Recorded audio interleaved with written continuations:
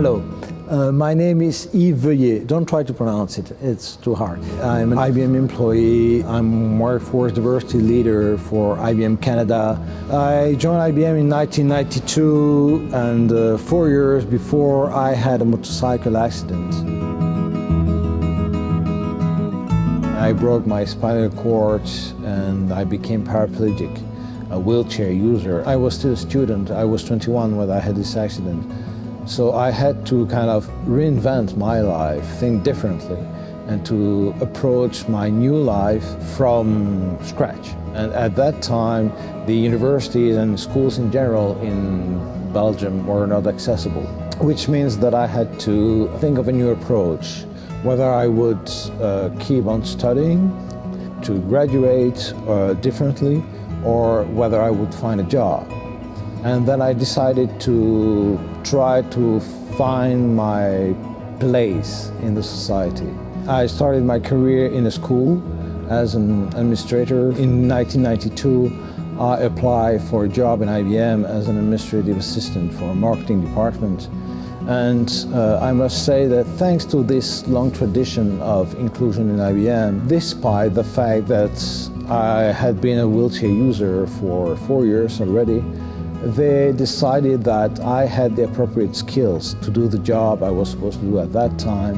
And ever since, I could develop my career. Since 2005, I've been the workforce diversity leader in Western Europe, mainly focusing on generational diversity and the inclusion of people with disabilities. For obvious reasons, they saw that I had the appropriate background. And since 2011, I'm also a diversity leader for IBM Canada. My main role is to develop programs to facilitate the inclusion of people with disabilities. A lot of companies are interested in our approach because we've been a leader in diversity in general and in the inclusion of people with disabilities in particular for a lot of years now.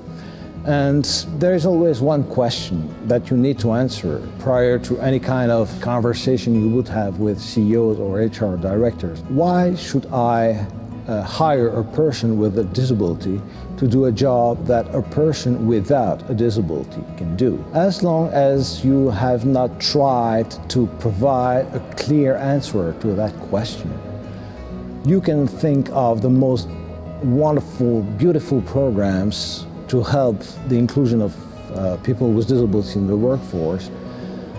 Nothing will work, nothing will be effective. So you need to answer this question. And the answer is quite clear. You don't need to hire people with disabilities. You need to hire skilled people, talented people who will contribute to your business, who will help you being the best in the marketplace. And the best way to do that is to hire people who do have the appropriate skills that you will look for. And if they have a disability, this is not your problem.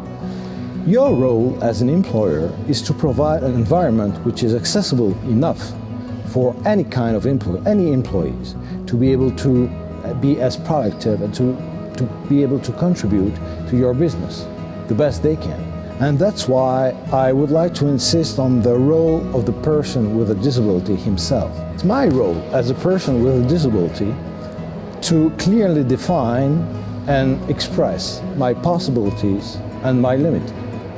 Then, if the employer is aware of what I can do or what kind of challenges I will face in the workplace, we can discuss and find the appropriate solutions.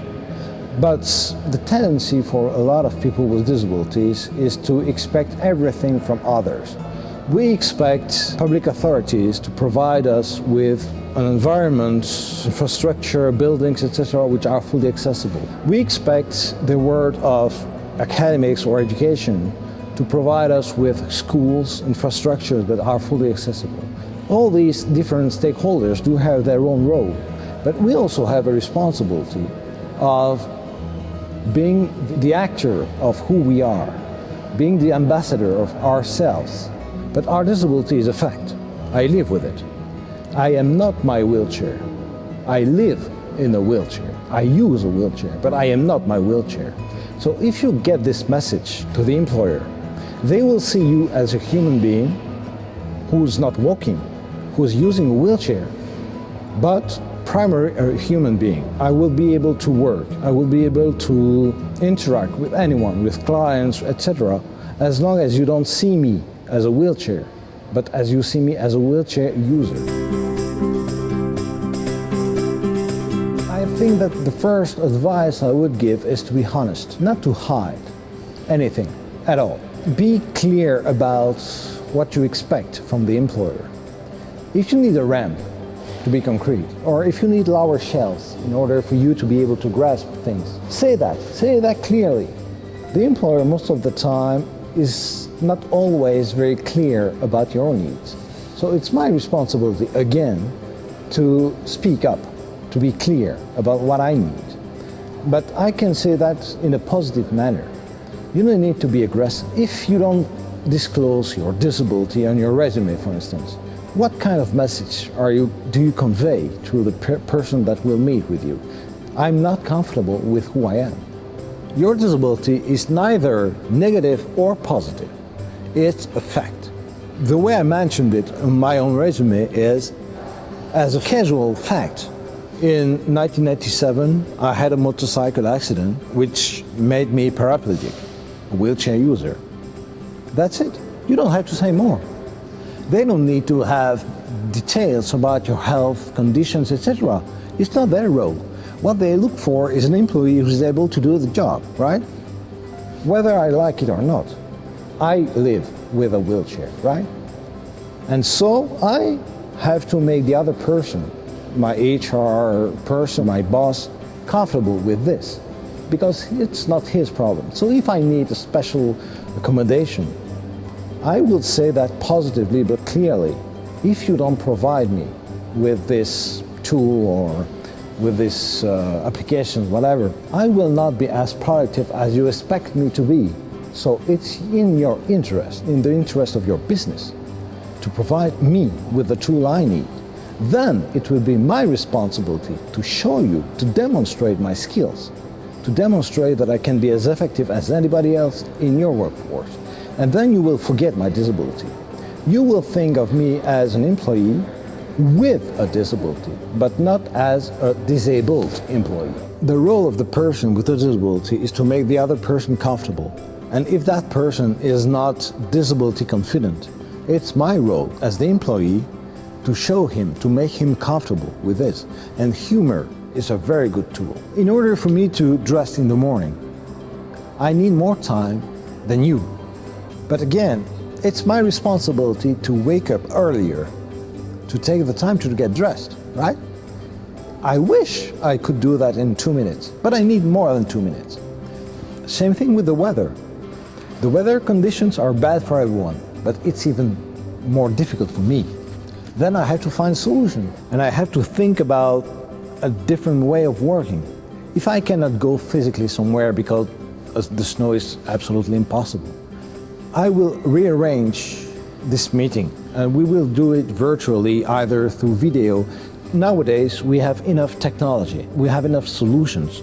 There are only a very small number of situations where things are really completely impossible. Most of the time, you can always find a different solution.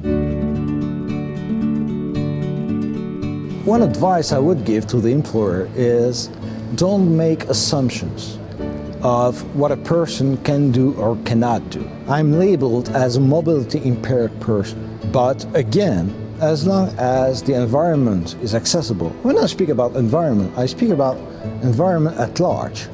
The accommodation, the transportation, etc. As long as it's accessible, the very notion of disability is strongly related to the environment. If you provide me with a fully accessible environment, you can consider me not as a person with a disability, but as an employee, as anybody else, right? If I go to Japan, I don't speak Japanese.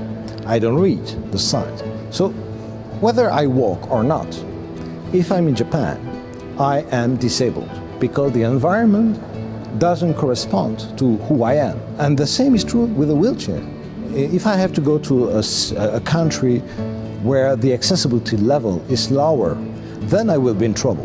Then I will be disabled. But if I go in a country like Canada where the accessibility level is very good, you don't consider me as an employee with a disability. So again, it's my responsibility to make other people understand I can do things provided that all necessary conditions are met.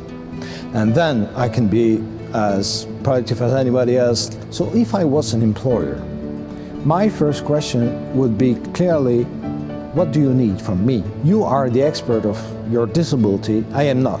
If I hire, as an employer, if I hire a person with a visually impairment that will be working with a computer, I don't know what kind of applications he or she will need to do the job. And so the best person who will tell me what kind of application is really successful or really effective is the employee himself.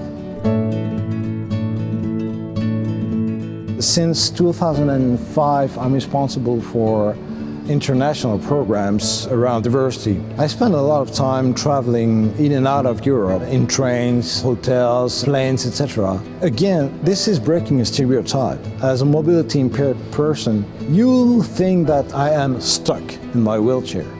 But if you saw me at home, I would sit on the couch. I drive my car, I don't sit in my wheelchair. I'm home, I don't sit in my wheelchair.